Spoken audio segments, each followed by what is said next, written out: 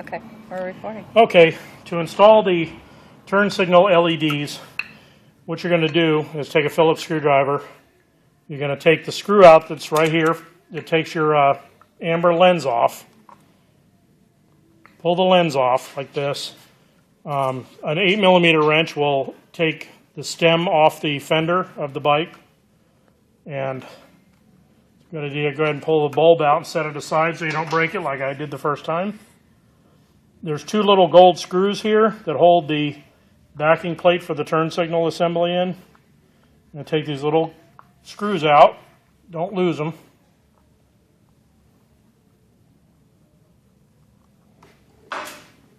What I'm doing is I'm taking my assembly apart to kind of show you how to put it together from the beginning.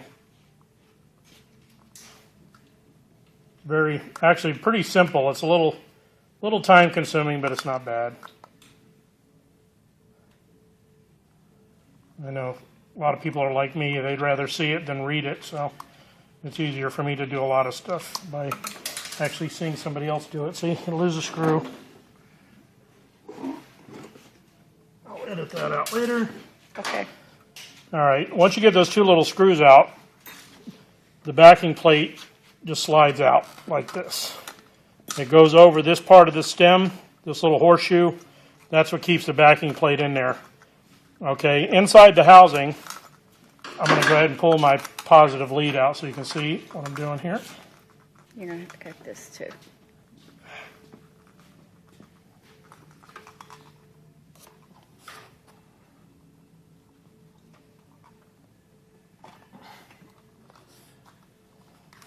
Okay, what you want to do is take the backing plate, kind of move it aside.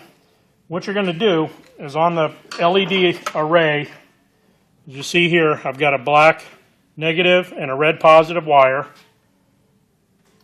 You're going to connect the black ground negative wire, pop the little spring out where your bulb goes in.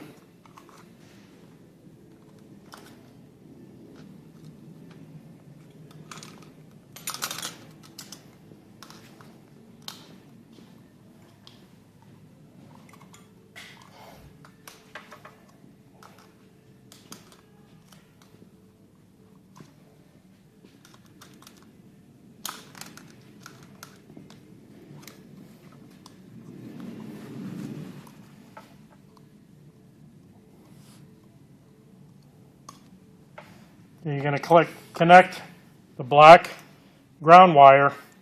On the left side, it's an orange wire, which goes to the ground of the turn signal bulb. You're going to tap that in there.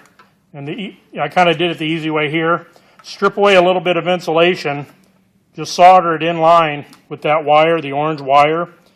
And then coat the solder point. You can either do it with electrical tape or whatever. But the easiest thing to do is just coat it with some silicone. Let it dry and then pop it back into the hole where it was. And that's kind of the half easy way to do it. But you want to solder connections. You don't want to use splice-in connectors because with the vibration and everything, they will jiggle loose over time. So once you get all that in there, all you got to do is tuck the wire down in there, put the spring back in, and depress the contact with your thumb to get it back down into that recessed area where the bulb sits down in. Okay, once you get that all in there, then you got your red positive lead. On the left-hand side, it's going to be a long lead, about 4 feet long. Take a piece of welding wire, which you'll find in the kit, and you want to take the welding wire and use it as a fishing wire for your leads. You put it right down through where the normal wiring harness is. Wait a minute, your hand. Oh, That's okay. take the looped end and stick it down into the rubber stem of the turn signal light. And you can see it goes right through, comes out this end. This is kind of the hard part for a lot of people, and this is the easiest way I could figure out how to do it.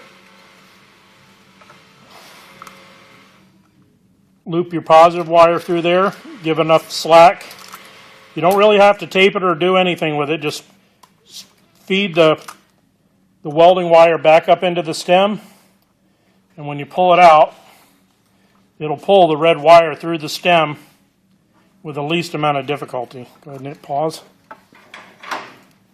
Okay, so what you're going to do is fish the positive wire. Once it comes through, you can set the welding wire aside and pull all the slack out of the red wire. You want to leave about 3 or 4 inches of loose wire on the array, so that way, if you need to, you can take it apart and leave it hanging to change a bulb or whatever. It won't be in your way. Okay, and then once you get that in there,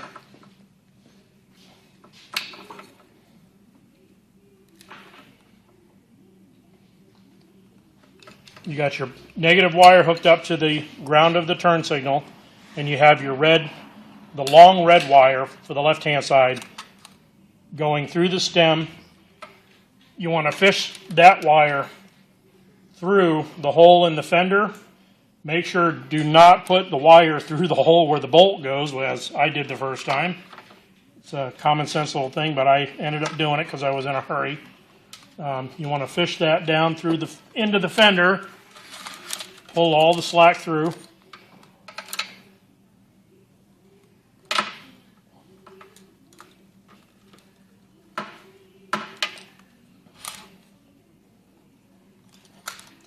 Okay, once you get that fish through, what you're going to do is take your LED array. Don't worry about this is the one that's already installed on my bike. So take the little notch, fits over this little bar that sticks out of the lens that actually when you put the lens in, that's where the screw mounts to in through the turn signal housing.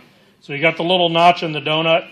You want to put that over that little bar and just press it in with your thumb till the LED array is mounted all the way down in as far as you can go.